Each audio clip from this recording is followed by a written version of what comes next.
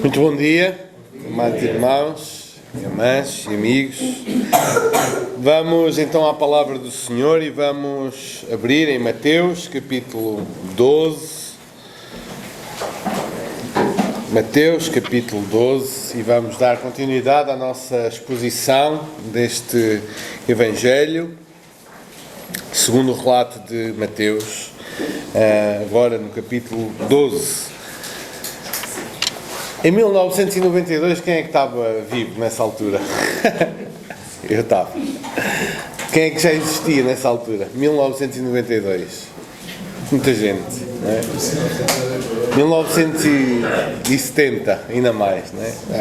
Não, mas em 1992 tinha um filme que é protagonizado por Tom Cruise e Jack Nicholson. O filme chama-se Uma Questão de Honra.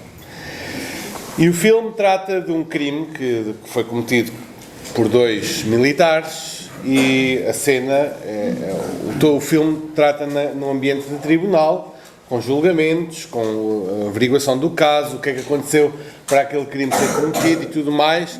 E no decorrer do filme, quase já na parte final, quando o advogado está a interrogar o oficial, e ele começa a dizer, eu quero saber o que é a verdade, qual é a verdade daquele crime, porque as provas estavam evidentes, e o oficial diz uma frase que ficou para a história: tu não suportas a verdade. Tu não suportas a verdade. E isto é verdade. Nós, muitas vezes, não suportamos a verdade. Imaginem os irmãos o que era as pessoas saberem a verdade acerca de nós. Como é que nós reagiríamos? Ou imaginem os irmãos nós sabermos a verdade acerca de outros, dos nossos irmãos. Verdade acerca da nossa esposa. Sabermos a verdade acerca do nosso marido. Sabermos a verdade acerca dos nossos filhos. Ou sabermos a verdade acerca dos nossos pais. E como é que nós iríamos reagir se soubéssemos a verdade que até ali estava oculta? Iríamos reinterpretar os factos? Iríamos arranjar uma maneira de racionalizar aquilo tudo? Iríamos negar os factos? Como é que nós iríamos lidar com a verdade? Isto é verdade. Nós não suportamos a verdade muitas vezes. E o texto de hoje é um texto que vai lidar exatamente com isso. Vai lidar com homens que têm o testemunho e eles não vão perguntar o que é que aconteceu, eles vão perguntar o que é que nós vamos fazer com isto que temos diante de nós, com esta verdade que temos diante de nós. Então vamos fazer a leitura do capítulo 12, Mateus capítulo 12, do versículo 22 ao 32.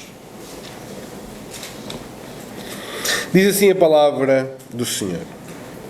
Mateus capítulo 12, versículo 22 ao 32. Então lhe trouxeram um endemoniado, cego e mudo, e ele o curou, passando o mudo a falar e a ver. E toda a multidão se admirava e dizia: é este, porventura, o filho de David? Mas os fariseus, ouvindo isto, murmuravam: este não expele demónios, senão pelo poder de Belzebu, o maioral dos demónios.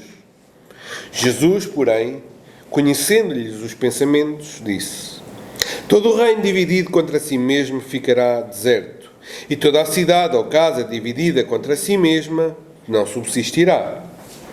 Se Satanás expele a Satanás, dividido está contra si mesmo. Como, pois, subsistirá o seu reino? E se eu expulso demónios por Belzebu, por quem os expulsam vossos filhos? Por isso, eles mesmos serão os vossos juízes. Se, porém, eu expulso demónios pelo Espírito de Deus, certamente é chegado o reino de Deus sobre vós.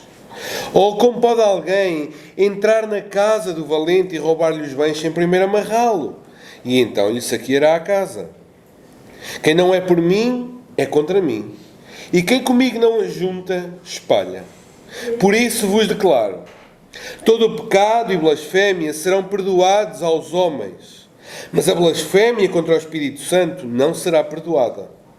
Se alguém proferir alguma palavra contra o Filho do Homem, ser-lhe-á isso perdoado. Mas se alguém falar contra o Espírito Santo, não lhe será isso perdoado, nem neste mundo, nem no porvir. Até aqui a palavra do Senhor. Só uma breve contextualização. O nosso bloco começou desde o capítulo 11, né? Capítulo 11 até ao final do capítulo 12, nós temos um crescendo de hostilidade contra Jesus. Vimos no capítulo 11, verso 2 a 6, a dúvida de João Batista, a dúvida de se Jesus seria ou não aquele que estavam à espera. No versículo 16 a 19, vemos a rejeição geral, né, daquela geração que se recusou tanto a receber João como Jesus. Versículos 20 a 24, temos a rejeição das cidades, apesar das evidências. Do versículo 25 ao 30, temos a rejeição por causa do orgulho intelectual, e por causa disso Deus não revelou as verdades do Evangelho aos sábios instruídos, mas aos simples e aos humildes, aos pequeninos. E a partir do capítulo 12, verso 1 até ao 8, temos o conflito do sábado, de colher as espigas a um sábado. E a acusação dos fariseus era que os discípulos estavam a violar o sábado, e o Senhor mostra que Ele é Senhor do sábado. Jesus é Senhor do sábado. Depois, no versículo 9 a 14 do capítulo 12, temos a cura no sábado, que leva ao plano de matar Jesus. Quando Jesus cura aquele homem da mão ressequida, e então os fariseus e os escribas e os líderes religiosos, eles então passam a planear matar Jesus. E do versículo 15 ao 21, temos esta identidade messiânica que vimos a semana passada, que não corresponde às expectativas políticas. É o Messias que vem não para quebrar, para partir, para romper, mas vem para não quebrar a cana quebrada, para não esmagar aquilo que já está esmagado pelo seu próprio pecado, mas vem para restaurar. E então hoje entramos numa escalada, em mais uma escalada, nesta oposição contra Jesus. Começam as dúvidas, é de João Batista, é das cidades, é dos fariseus a acusar Jesus, e agora entramos numa escalada maior. E este texto, o texto que nós vamos falar hoje, vai ser dividido em dois pontos principais. O primeiro deles, o milagre e as duas reações, versículos 22 a 24. O segundo, a refutação e a advertência de Jesus, do 25 ao 32.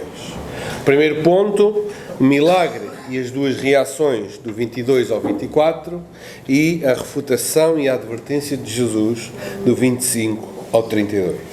Vamos olhar então para o primeiro ponto, o milagre e as duas reações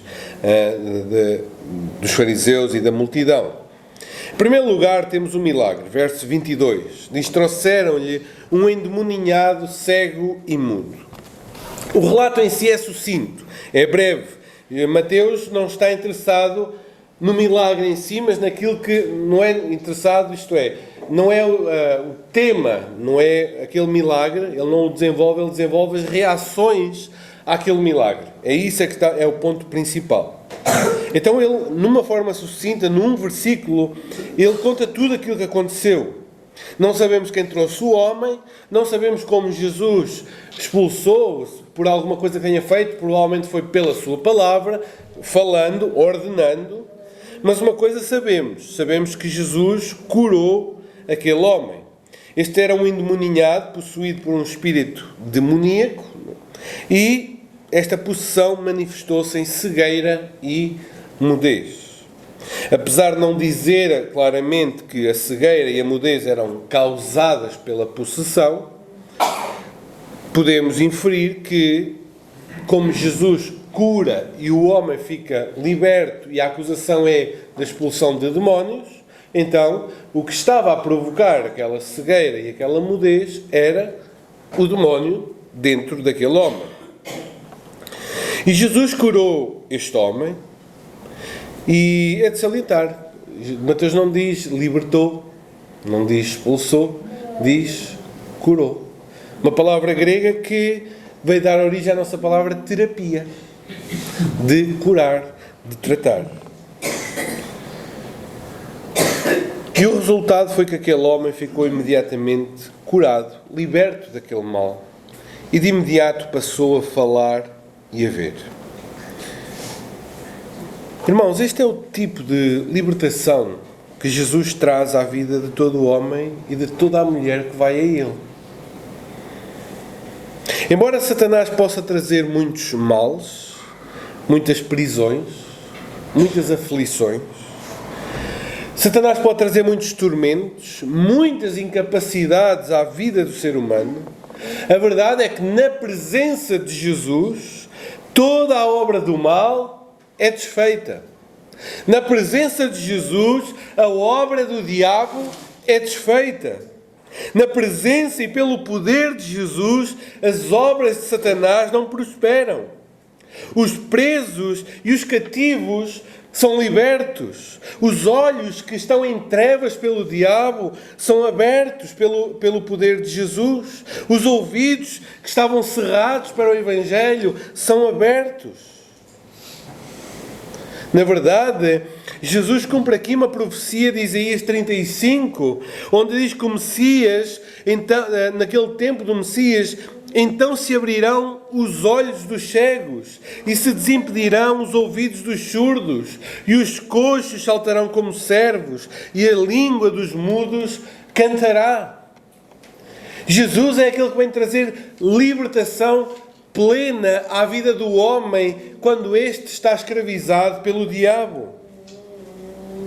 Na presença de Jesus, o poder do mal não resiste.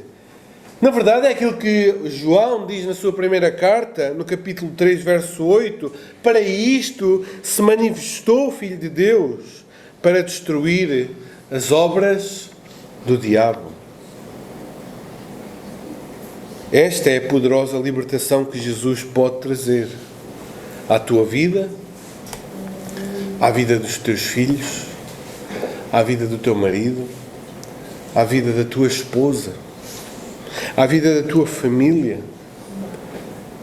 quando são enredadas pelas artimanhas, pelas astúcias de Satanás e ficam presos, é Jesus quem pode trazer libertação. É Jesus aquele que pode trazer salvação e redenção e libertação do poder do mal. Este é o milagre. Mas agora temos a reação, duas reações. Versículo 23. As pessoas perguntam: será este o filho de David? As pessoas testemunham aquele ato de poder e começam a perguntar: será este o filho de David? E aqui o termo filho de David carrega esperanças para as pessoas daquele tempo. Filho de David é a referência ao Messias prometido, ao rei que viria para libertar o seu povo, para reinar em justiça, para trazer paz, para trazer prosperidade, para trazer a cura, conforme vimos em Isaías 35. Olhos abertos, ouvidos que ouvem, línguas que falam. Foi o que as pessoas tinham acabado de ver naquele homem. Então a pergunta é boa e legítima. Diante de tal poder, diante de tal manifestação de autoridade, estaremos nós diante do Messias? Estaremos nós diante daquele por quem tanto ansiamos? Daquele que virá para reinar, para ocupar o trono de Davi? Será ele? Esta é uma reação. A segunda reação, verso 24, é dos fariseus.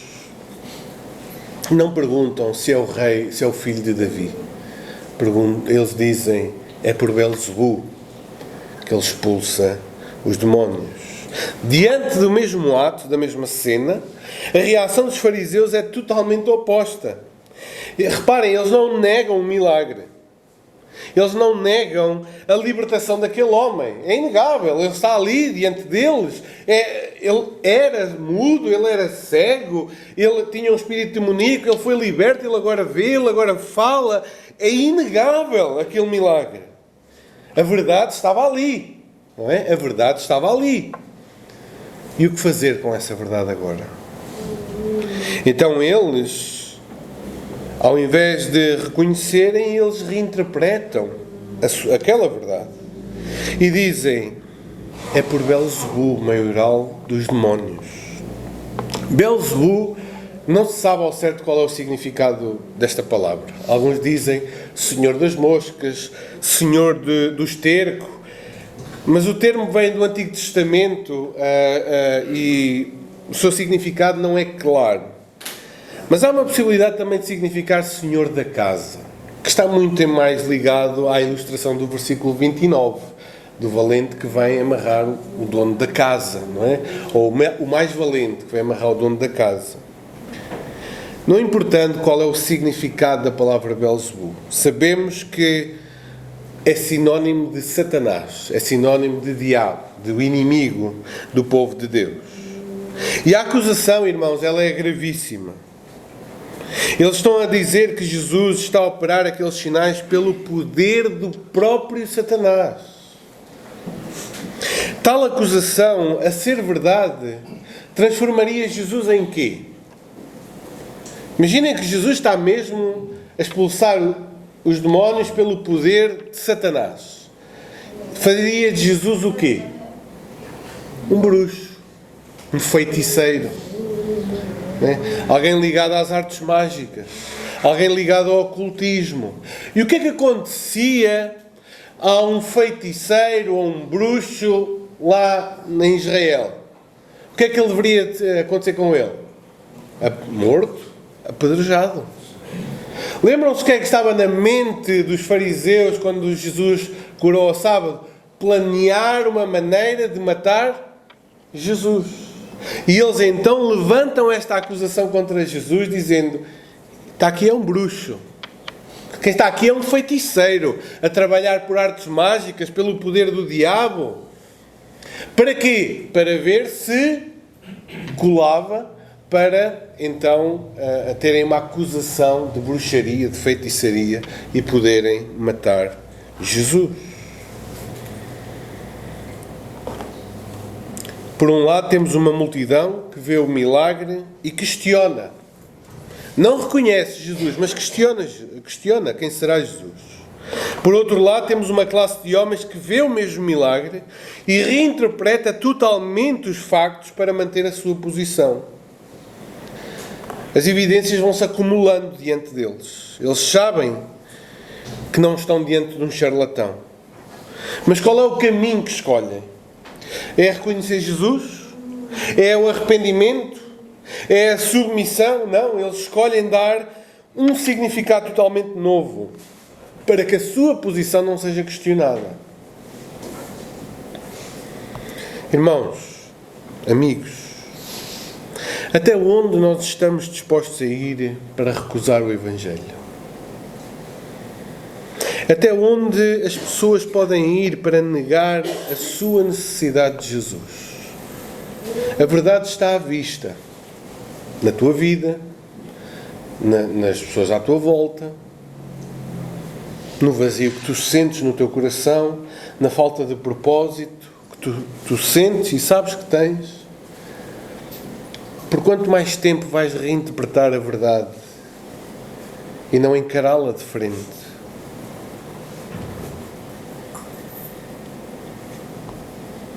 Até onde vai o orgulho humano? Que diante da verdade absoluta, incrível, está ali, se nega, se reinterpreta, se foge dela, para que não a encaremos de frente. Este relato, irmãos, ele ajuda-nos a perceber uma coisa importante. Não confiemos em milagres, ou que milagres podem salvar. Não confiemos que milagres podem convencer alguém de alguma coisa. O testemunho do próprio evangelista é que milagres levaram aqueles homens não à salvação, mas a uma rota de colisão com Jesus. Às vezes tendemos a pensar, se Deus curasse, se Deus fizesse agora aqui um sinal, então aí tal pessoa se converteria. Aí sim haveria salvação. Talvez não.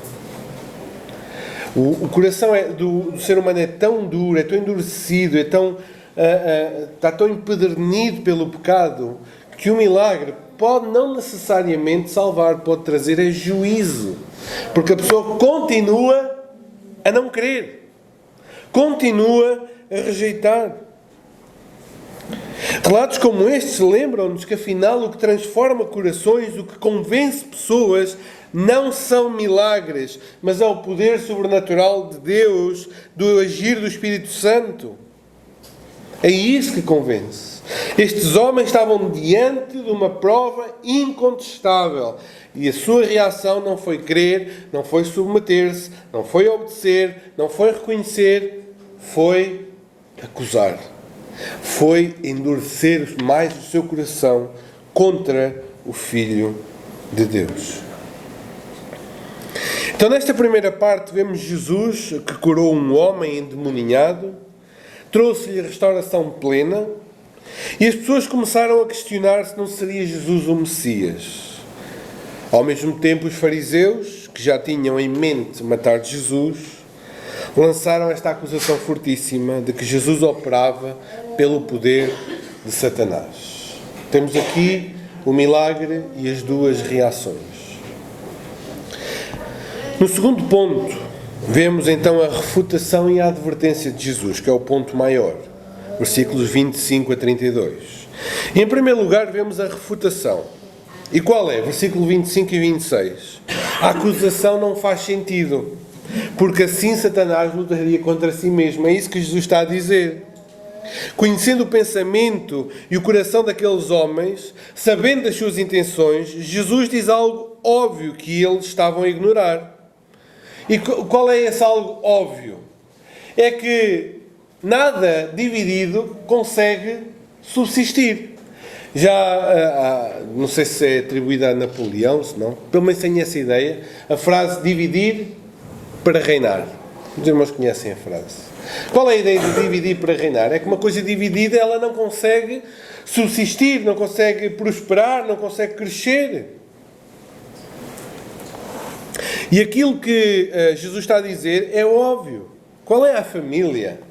Qual é a família que, dividindo-se entre eles, prospera?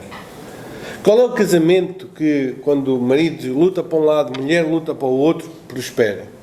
Qual é a empresa que tem trabalhadores a fazer uma coisa, trabalhadores a ir no sentido contrário, uns a roubarem para um lado, outros a roubarem para o outro?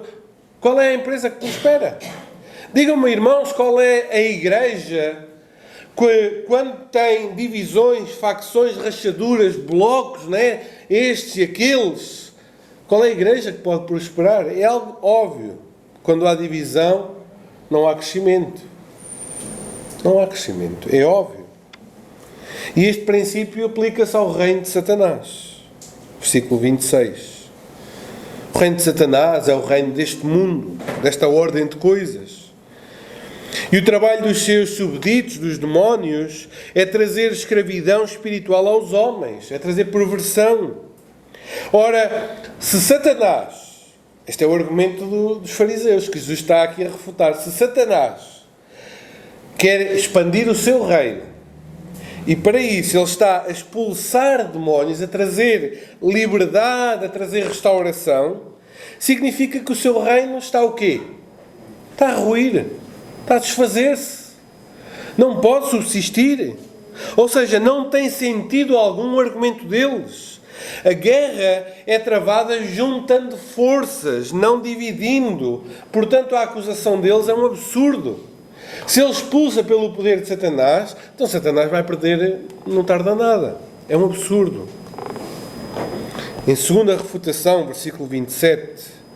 mostra que a acusação não é baseada na lógica, mas na parcialidade. Diz assim o texto: e se eu expulso demónios por Belzebu, por quem os expulsam vossos filhos? Por isso eles mesmos serão os vossos juízes.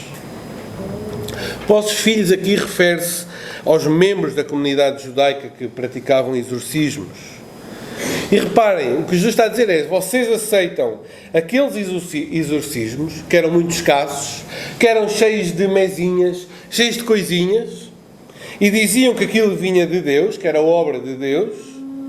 Então aquilo que Jesus vem trazer em maior escala, com maior poder, onde não precisa de fazer nada, basta ordenar com a sua palavra e as coisas acontecem, onde a restauração é plena na vida das pessoas, aquilo que Jesus vem trazer em maior escala, com maior poder, também deve ser considerado vindo de Deus. Portanto, eles serão os juízes daqueles fariseus.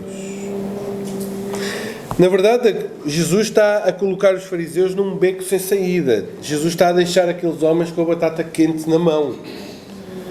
Porque se eles dizem que o poder de Jesus vem do diabo, eles têm que admitir então que os próprios discípulos também faziam pelo diabo.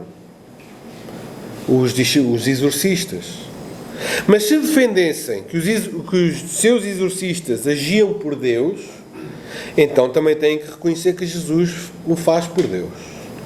Por esta razão, Jesus afirma então que os mesmos discípulos que faziam exorcismos seriam juízes dos fariseus, pois a sua prática comum serviria de prova para condenar a parcialidade e o preconceito dos líderes religiosos. Aquilo que estava a colar era uma questão de preconceito, porque aqueles faziam uma coisa banal, uma coisa cheia de mesinhas. Isto vem de Deus. Jesus, cheio de poder, pela sua palavra, traz restauração. Isto é do diabo. Então, a avaliação deles era muito parcial. Era muito parcial. A conclusão lógica deste argumento, versos 28 e 29, que Jesus está a dizer é: se não é de Satanás, porque é um absurdo, se não é de Satanás, então é de Deus. A conclusão lógica é esta: uma vez que é uma tolice dizer que Jesus está a fazer isto por meio do diabo, então significa exatamente o contrário. O que Jesus está a fazer vem de Deus e é pelo Espírito Santo.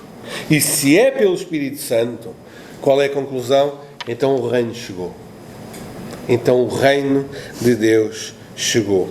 E se o reino de Deus chegou, então o rei está ali.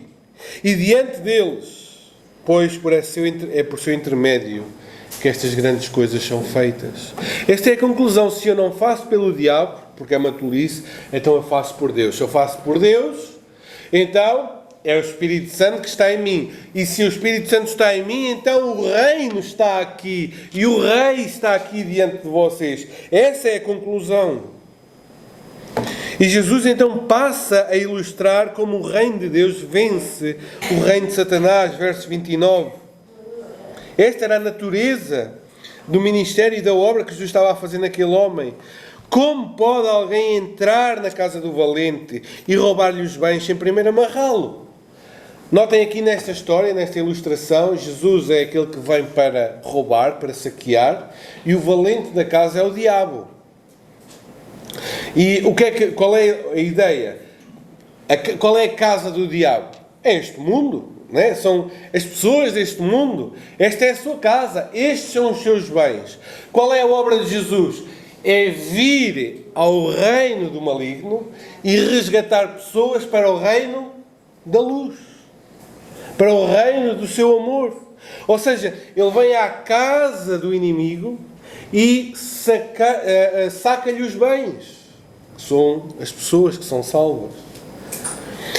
E o mais valente faz isso como? Amarrando. E o que é que o amarrar? É o expulsar os demónios da vida daquelas pessoas que estavam possessas. Esta era a natureza da libertação que Jesus trazia. Vir ao reino de Satanás. Libertar os escravizados de Satanás. Veio arrancá-los do seu domínio, arrancá-los das trevas em que prevaleciam, para os levar para o reino de Deus, para o reino do amor, para o reino da luz. Esta é a natureza da vinda do reino de Deus. trazer libertação aos oprimidos e aos escravizados pelo próprio Satanás, subjugando-o poderosamente. E aqui, irmãos, só uma ressalva. Este texto nada tem a ver com Apocalipse 20, de amarrar Satanás em Apocalipse 20, na entrada do milénio. Não tem nada a ver. Isto é uma ilustração sobre este ato de Jesus de subpujar, de vencer o próprio Satanás. Nada tem a ver com a questão do milénio.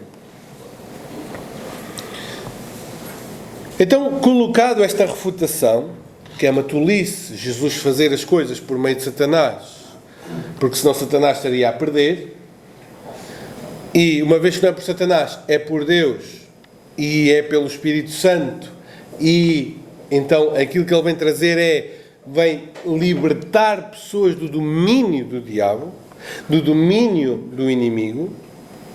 Esta é a natureza do seu reino. Então temos agora a primeira advertência, versículo 30, que é: se ele é isto tudo que diz, se é isto que de facto está a acontecer, então Jesus no verso 30 diz: quem não é por mim é contra mim, e quem comigo não ajunta, espalha. Jesus está a encerrar o seu argumento com esta declaração solene. Não há três tipos de pessoas aqui. Há duas. Há aqueles que estão com Jesus e há aqueles aqui que estão contra Jesus. Vivemos na ideia de que alguém pode ser um seguidor de Jesus, ou pode não ser um seguidor, mas também não é contra, não se opõe. Está ali no meio termo. Mas nas palavras de Jesus isso não acontece. Ou nós estamos com Jesus, ou estamos contra Jesus. Ou somos filhos de Deus pela fé em Jesus, ou somos filhos do diabo, opositores de Jesus. Um opositor não é somente aquele que se levanta contra alguém abertamente. Pensem na dinâmica do reino. No reino há um rei. E se algum cidadão desse reino diz assim: eu não concordo, não gosto desse rei, também não vou fazer nenhum golpe de Estado, não vou atacar o rei, mas não quero saber do rei para nada. Essa pessoa não está a meio termo, não está neutra. Uma pessoa que despreza o rei está contra o rei, não se submete ao rei. Assim, aquele que não reconhece Jesus como Rei e Senhor e não lhe dá devida de reverência, não é uma pessoa indiferente, é uma pessoa contra Jesus. Hoje aqui, irmãos, poderá haver pessoas assim nesta situação trágica. Estão aqui porque sabem que é um dever. Estão aqui porque sabem que Jesus morreu e ressuscitou. Mas as suas vidas são indiferentes. E pelas palavras de Jesus, se não estás ativamente com Ele, estás ativamente contra Ele. Não há um terceiro caminho. Na política atual é que o Presidente da República pode ganhar, o candidato pode ganhar, não é o nosso, mas nós, deixa para lá, não é? Mas Jesus não é um candidato político para ganhar eleições. Jesus é o Rei de todas as coisas, que sonda mentes e corações. Jesus é o Rei que ou tem todo o nosso coração ou não tem de todo. Ou tem tudo ou não tem de todo. Ou segues por completo ou não segues de modo nenhum. Quem não está comigo está contra mim. Não há um terceiro elemento, uma terceira maneira de viver esta vida. Ou estás com Jesus ou contra Jesus. Ou estás na obra de Jesus ou estás a estragar a obra de Jesus. Ou juntas ou espalhas. Qual é a tua posição aqui esta manhã? A segunda advertência, versículos 31 a 32, é sobre o pecado imperdoável. Jesus já criticou os fariseus dizendo: eles não são indiferentes, eles estão contra mim. E quem não está comigo, como é o caso dos fariseus, está contra mim. Que era o caso daqueles homens. E agora vem a segunda advertência para aqueles homens e para nós hoje, versos 31 e 32. E chegamos ao ponto mais crítico da nossa passagem. Jesus deixa aqui este aviso solene da blasfémia contra o Espírito Santo. Mas antes disso, irmãos, eu quero falar de uma coisa que às vezes nem sempre enfatizamos nesta passagem. A primeira delas é que Deus perdoa pecados. Reparem que Jesus diz: todo o pecado e blasfémia serão perdoados aos homens. Todo o pecado e blasfémia serão perdoados aos homens. Deus é aquele que perdoa pecados. Deus perdoou pecados como o de Davi, que adulterou e matou. Deus perdoou homens como Manassés, da idolatria. Deus perdoou Pedro, que negou a Cristo. Deus perdoou Paulo do seu ódio contra Cristo e contra a Igreja. Pecados contra o Filho do Homem são perdoados. Nós vemos as pessoas no mundo, no momento da crucificação, a blasfemarem de Jesus. E o que é que o Senhor diz? Pai, perdoa-lhes, porque não sabem o que fazem. É aquilo que Paulo diz em Romanos, onde abundou o pecado, superabundou a graça. Há perdão para aquele que se arrepende. Ninguém aqui vá hoje para casa pensando que fez coisas terríveis demais para que Deus o possa perdoar. Há perdão para o mais vil dos pecadores. Há perdão para aquele que cometeu pecados hediondos. Há perdão. Lá em 1 Timóteo 1:15, Paulo dá esse testemunho. Diz assim: fiel é a palavra e digna de toda a aceitação, que Cristo Jesus veio ao mundo para salvar pecadores, dos quais eu sou o principal. Mas por esta mesma razão me foi concedida misericórdia, para que em mim, o principal, evidenciasse Jesus Cristo a sua completa longanimidade e servisse eu de modelo a quantos hão de crer nele para a vida eterna. Paulo quem era? Era um fariseu que respirava ódio contra Jesus de Nazaré, contra os seguidores de Jesus de Nazaré. Era um homem que odiava a obra de Deus. Aliás, o seu propósito no momento da conversão era ir matar, era ir perseguir a igreja. E Deus salvou um homem como ele, para que pelo seu testemunho todos nós pudéssemos dizer: se ele pôde ser salvo, também há salvação para mim. Também há perdão para mim. Há perdão. Deus perdoa. Mas agora vem a segunda afirmação. Há um limite que não deve ser ultrapassado. Blasfemar contra o Espírito Santo. Jesus repete isso duas vezes, não é? Versículo 31, a blasfémia contra o Espírito Santo não será perdoada. Verso 32, se alguém falar contra o Espírito Santo, não lhe será isso perdoado, nem neste mundo, nem no porvir. O que é que significa blasfemar contra o Espírito Santo? Já ouvi irmãos dizer que qualquer crítica contra o movimento neopentecostal, ou se nós criticamos os redupis, os xalabacúrias desta vida, aqueles momentos de êxtase, não blasfemos contra o Espírito Santo.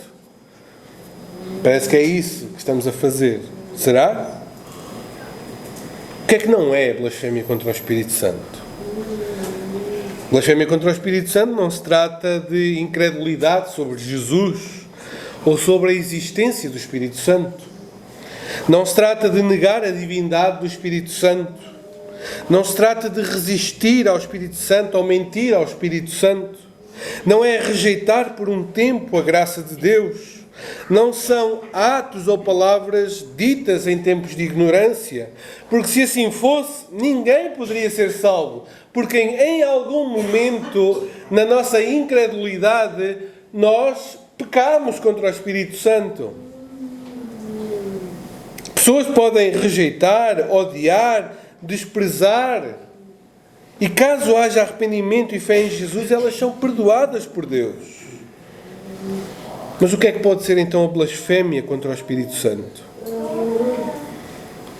Pode ser uma compreensão verdadeira dos factos e uma perversão do seu significado. Que foi o que aconteceu com aqueles homens. Eles reconheceram o poder de Jesus, eles viram a autoridade de Jesus, e ao invés de reconhecer essa ação pelo poder do Espírito Santo, atribuíram essa ação ao diabo, dizendo que o poder por meio do qual Jesus fazia aquelas coisas era o poder diabólico. E este pecado ocorreu num tempo de clareza e de privilégio. A pessoa tem clara compreensão, mas perverte o significado do que está a acontecer. E neste caso a blasfémia foi dizer que não era o Espírito Santo, mas era o diabo que agia por meio de Jesus. Este pecado não aconteceu por falta de luz. Ele aconteceu quando a pessoa vê luz e diz que são trevas. Este pecado aconteceu quando a pessoa viu a luz, viu o poder de Deus e diz: isto são trevas, isto é o diabo. O que é que isso mostra, irmãos? Mostra uma mente cauterizada. Alguém que passou o limite. Alguém que passou a linha invisível da paciência de Deus. Alguém que chegou ao ponto de já não ser capaz de se arrepender. Charles Spurgeon, ele diz que o indivíduo culpado deste pecado ultrajante, de imputar as obras de Cristo e o seu poder gracioso à agência diabólica, pecou em uma condição na qual a sensibilidade espiritual está morta e o arrependimento se tornou moralmente impossível. Passou a linha da paciência de Deus. Quando vê luz e atribui isso ao diabo. Vê a revelação acerca de Cristo. Diz que o poder não é de Deus, é do diabo. Se alguém está aqui com receio de ter cometido tal pecado e está agora a pensar: será que eu já blasfemei contra o Espírito Santo? Eu quero dizer que só o facto de nós termos esse medo já mostra que não. Só o facto de nós pensarmos: será que eu pequei com esta gravidade contra o Senhor, contra o Espírito Santo? O facto de nós fazermos esta pergunta já mostra o quê? Sensibilidade nas nossas mentes, no nosso coração. Porque a pessoa que blasfema contra o Espírito Santo desta maneira, neste nível, ela está para além do arrependimento. Está para além da penitência. É a pessoa que cruzou a linha. Talvez seja aqui que João, diga lá, o apóstolo João na primeira carta, capítulo 5, verso 16. Talvez seja isto que João se esteja a referir quando diz: se alguém vir a seu irmão cometer pecado não para a morte, pedirá e Deus lhe dará vida aos que não pecam para a morte. Há pecado para a morte e por esse não digo que rogo. Há pecado para a morte e por esse não digo que rogo. Talvez seja isto a linha que se pisa, que torna impossível a pessoa arrepender-se de alguma coisa. Mas a verdade é que nós não podemos saber quando alguém passa esta linha da paciência de Deus. Deixemos isso com Deus. Não somos nós que definimos esta linha. Isso deve ser deixado com o Senhor. A nós compete-nos o quê? A nós compete-nos levar a sério as palavras de Jesus. Diante da verdade exposta, diante da clareza da palavra, diante do clamor do Espírito Santo aos nossos corações, devemos responder com fé e arrependimento. É isso que nós devemos fazer. Neste momento, meus irmãos, não estamos apenas a encerrar a exposição bíblica. Estamos diante da verdade do Evangelho e da pessoa de Cristo. Aquele que não apenas curou um cego e um mudo, mas que amarrou o homem forte e saqueou o império das trevas.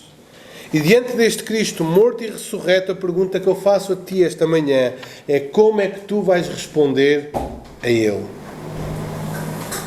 Como é que vais responder a Ele? Neutralidade não é possível. hoje é chamado a tomar uma posição definitiva. Pelas palavras de Jesus, ou vais estar com Ele ou vais estar contra Ele. Não podes manter neutro. Como é que vais responder a Jesus? Em segundo lugar, deves considerar o perigo da linha invisível. O Senhor alerta-nos para este perigo de cruzarmos esta linha invisível, a linha da paciência de Deus. Quanto mais luz tu recebes da palavra, mais grave vai se tornar a tua resistência.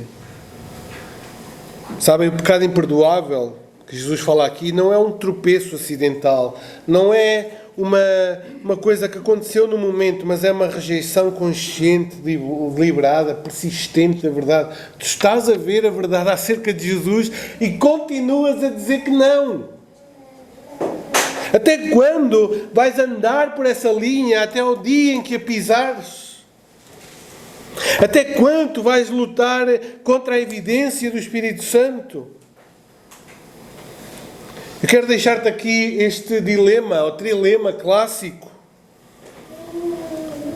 sobre Jesus.